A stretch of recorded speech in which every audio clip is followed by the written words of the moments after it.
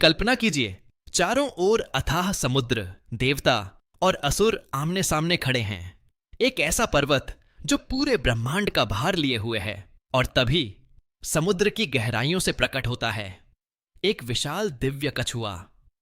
क्या आपने कभी सोचा है, भगवान विष्णु ने कछुए का रूप ही क्यों लिया? क्या कूर्म अवतार केवल एक कथा है, या इसके पीछे छिपा है कोई ब्रह्मांडीय रहस्य? आज की इस दिव्य यात्रा में हम जानेंगे कूर्म अवतार का रहस्य, समुद्र मंथन का अद्भुत सच और वह गुप्त ज्ञान जो आज भी पूरी मानवता को दिशा देता है। प्राचीन काल में देवताओं के राजा इंद्र स्वर्ग पर शासन करते थे। उनकी शक्ति इतनी महान थी कि असुर भी उनसे भय खाते थे। लेकिन एक दिन इंद्र से ऐसी गलती हो गई जिसने देवताओं की सारी शक्तियां छीन लीं। महान ऋषि दुर्वासा ऋषि ने इंद्र को एक दिव्य माला भेंट की। वह माला देवी लक्ष्मी का आशीर्वाद मानी जाती थी।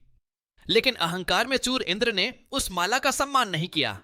उन्होंने उसे अपने हाथी ऐरावत के सिर पर रख दिया। कुछ ही क्षणों में ऐरावत ने उस माला को जमीन पर गिराकर पैरों से कुचल दिया। यह देखकर दुर्वासा ऋषि क्रोधित हो उठे।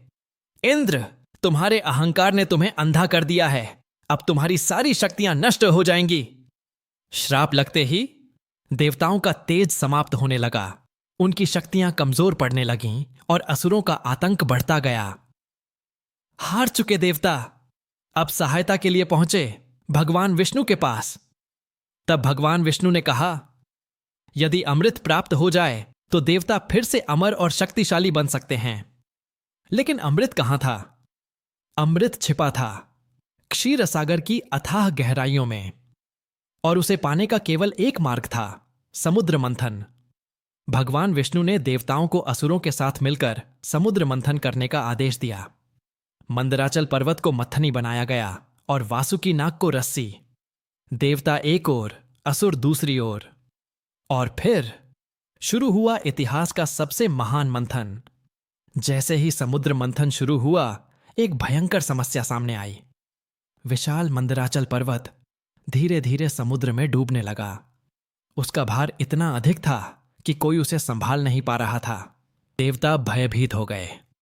अब क्या होगा? यदि पर्वत डूब गया तो अमृत कभी प्राप्त नहीं होगा।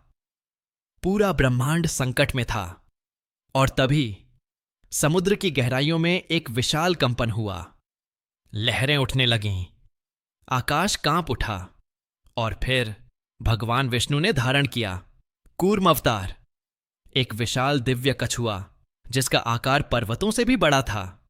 उसका कवच इतना शक्तिशाली था कि वह पूरे मंदराचल पर्वत का भार सह सकता था। भगवान विष्णु समुद्र की गहराइयों में गए और पर्वत के नीचे स्थिर होकर बैठ गए। अब मंदराचल पर्वत स्थिर हो चुका था। समुद्र मंथन फिर से शुरू हुआ। कहा जाता है, जब पर्वत घूमता था तो उसकी ध्वनि भगवान विष्णु को दिव्य संगीत जैसी प्रतीत होती थी। वे शांत भाव से पूरे संसार का भार अपनी पीठ पर उठाए रहे। समुद्र मंथन से अनेक दिव्य वस्तुएं निकलीं। सबसे पहले निकला भयंकर हलाहल विष। उस विष की अग्नि से पूरा ब्रह्मांड जलने लगा। तब भगवान शिव ने संसार की रक्षा के लिए वह विष पी लिया और नीलकंठ कहलाए।